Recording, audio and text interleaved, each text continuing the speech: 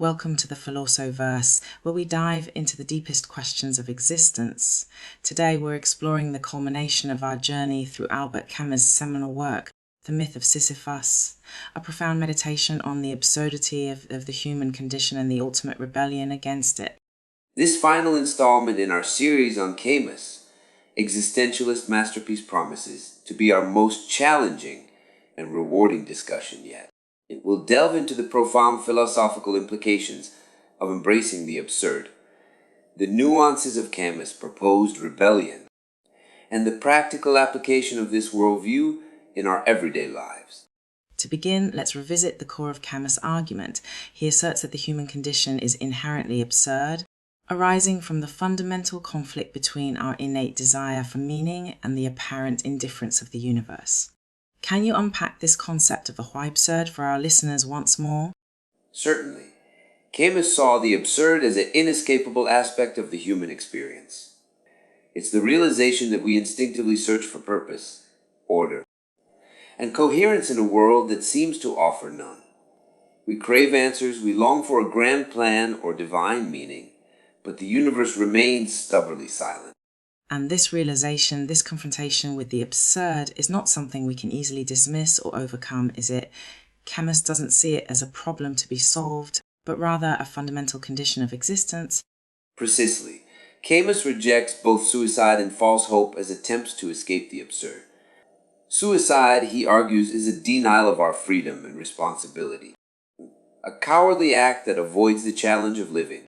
And false hope, such as belief in a predetermined purpose or a divine plan, only perpetuates the illusion of meaning, preventing us from fully acknowledging the absurdity of our situation. So, if we can't escape the absurd and we can't ignore it, what does Camus suggest we do? This is where his concept of rebellion becomes so important, doesn't it? Absolutely. Camus' notion of rebellion is the crux of his philosophical response to the absurd. But it's a rebellion that is not violent or destructive, but rather a conscious and intentional choice to confront the absurdity of existence head on. Can you unpack that idea of rebellion a bit more? What does it mean to rebel against the absurd in a constructive way? Camus saw rebellion as a deeply personal and existential act. It's not about lashing out against the universe or the perceived forces that have condemned us to this absurd existence. Rather, it's about taking full responsibility for our own lives, our own values, and our own sense of meaning. So it's not about fighting against the absurd, but rather embracing it and finding our own path within it. Precisely. Camus encourages us to reject the temptation of suicide or false hope, and instead choose to live authentically, to create our own meaning through our actions and choices. It's about recognizing that we are the authors of our own lives, and that we have the freedom and the responsibility to define our own purpose. Can you give us some concrete examples of what this rebellion might look like in our everyday lives? How can we apply Camus' philosophy in a practical way? Camus offers several powerful illustrations. Consider the artist who, despite knowing their work may never be universally acclaimed, pours their heart and soul into their creative process. Or the writer who, despite the possibility of rejection, sits down day after day to craft their stories and poems. These individuals are rebelling against the notion that their work must be validated by external forces in order to have meaning. I see. They're finding purpose and fulfillment in the very act of creation rather than seeking approval or a predefined sense of purpose. Exactly. Camus believed that we can find joy and meaning in the struggle itself, in the act of living authentically and creating our own values. It's about embracing the freedom to define our own lives, even in the face of a seemingly indifferent universe. But what about the challenges and disappointments we inevitably face in our lives? How does Camus' philosophy help us navigate those difficult moments? Camus understood that embracing the absurd doesn't make our struggles disappear.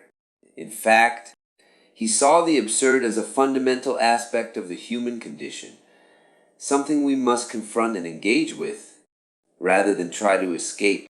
So it's not about ignoring our difficulties or pretending they don't exist. How does Camus suggest we approach them? Camus argues that the key is to find meaning and purpose in the very act of confronting the absurd, rather than seeking to resolve it.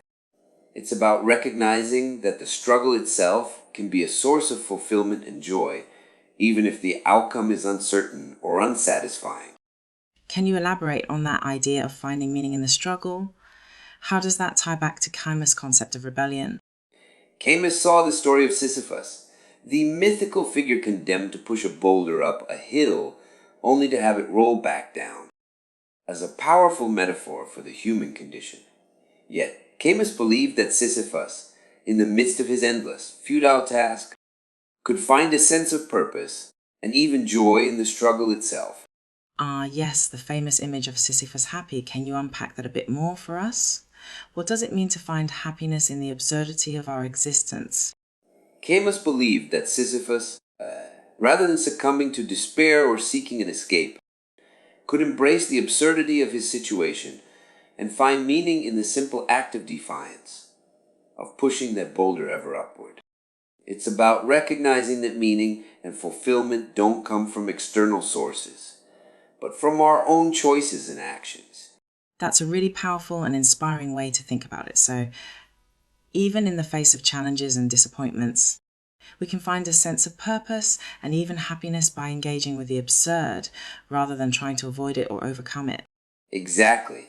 Camus saw the absurd as an inescapable part of the human condition, but one that we can choose to confront with courage, creativity, and a sense of purpose.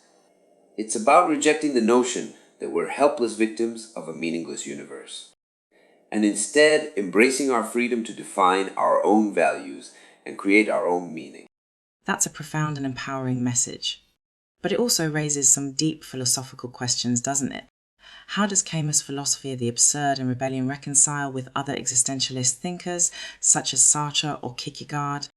You're absolutely right. Camus' philosophy, while deeply influential in the existentialist tradition, also diverges from some of its other key proponents in important ways. For example, Sartre's concept of radical freedom and individual responsibility aligns with Camus' emphasis on personal agency and the creation of meaning. However, Sartre's philosophical system is more rigorously structured with a clear ontological framework, whereas Camus is more grounded in the lived experience of the absurd. Fascinating. And what about the differences between Camus and Kierkegaard, another towering figure in existentialist thought? Kierkegaard's exploration of the absurd is perhaps the closest philosophical antecedent to Camus' work. Both thinkers grappled with the seeming meaninglessness of existence and the individual's search for purpose. However, Kierkegaard's response was rooted in a deep religious faith and a leap of belief, whereas Camus firmly rejected any form of transcendent or divine meaning. So, Camus' rebellion is more of a secular, humanistic response to the absurd, in contrast to Kierkegaard's more theistic approach. Precisely. Camus saw the absurd as an inescapable condition of the human experience, not something that could be resolved through faith or a belief in God. His rebellion was a defiant embrace of our freedom and responsibility to create our own meaning, rather than seeking refuge in religion or other forms of metaphysical reassurance. That's a fascinating distinction. It really highlights the uniqueness and the profound implications of Camus' philosophical position. But how does all of this translate into practical guidance for living our lives? How can we apply these ideas in tangible ways? Camus' philosophy ultimately calls us to a radical form of authenticity and personal responsibility. It's about recognizing that we are the authors of our own lives, and that we have the freedom and the duty to define our own values and create our own meaning. Can you give us some concrete examples of what this might look like? How can we put Camus' ideas into practice? One powerful application is in the realm of our work and creative pursuits. Camus would encourage us to approach these endeavors not as means to an end, but as sources of inherent fulfillment and purpose. Rather than seeking external validation or rewards, we can find joy and meaning in the very act of creation, of pushing the boulder up the hill, so to speak. I see. So it's about shifting our mindset from seeing work and creativity as something we do to achieve a certain outcome, to viewing them as intrinsically meaningful and rewarding in themselves. Exactly. Camus would also encourage us to approach our personal relationships and interactions with the same spirit of authenticity and responsibility. Rather than seeking to escape the absurd through codependency or superficial connections, we can strive to build genuine, meaningful bonds with others based on mutual understanding and a shared commitment to living authentically. That's a really profound and challenging idea. To connect with others not as a way to avoid the absurd, but as a way to more fully engage with it and find meaning within it. Yes, it's a radical shift in perspective. Camus believed that true fulfillment comes not from avoiding the absurd, but from confronting it head on. With courage and creativity, it's about recognizing that we are all, in a sense, Sisyphus, and finding joy in the eternal struggle to push that boulder up the hill. It's a powerful and inspiring message, but also one that requires a lot of personal work and introspection. What advice would you give to our listeners who are grappling with the implications of Camus philosophy and looking to apply it in their own lives? The first and perhaps most important step is to fully confront the reality of the absurd. Don't try to escape it or explain it away. Embrace the fundamental conflict between our desire for meaning and the universe's apparent indifference. Sit with that tension and allow it to challenge and transform you. And then what? How do we move from that initial confrontation to actively rebelling against the absurd? Once we've acknowledged the absurd, Camus would encourage us to take full responsibility for our own lives and choices. This means rejecting both suicide and false hope as attempts to avoid the challenge of living authentically. Instead, we must find the courage to define our own values, to create our own meaning, and to find fulfillment in the very act of living. That sounds incredibly difficult, but also deeply empowering. What are some practical steps our listeners can take to begin this process of rebellion and self-creation? I would suggest starting with a deep examination of your own desires, passions, and values.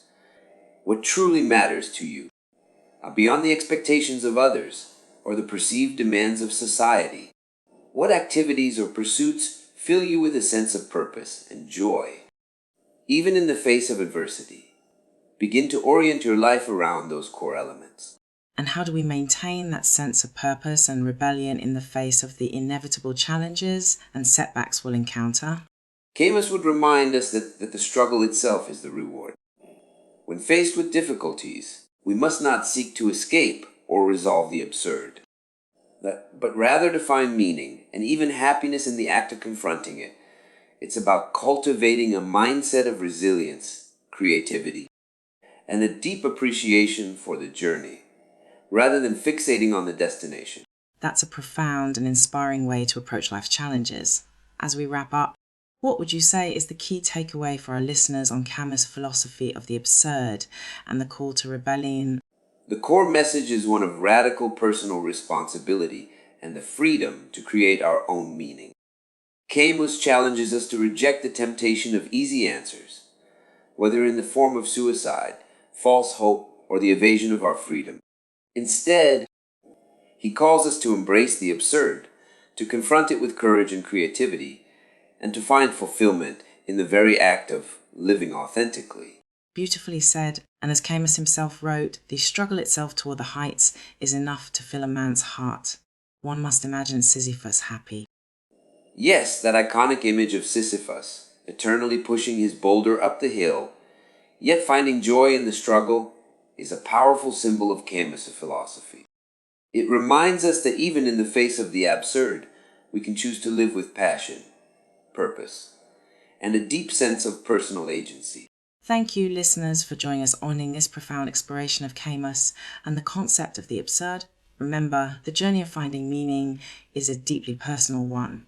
But Camus' work encourages us to approach it with courage, authenticity, and a willingness to confront the challenges of our existence head on.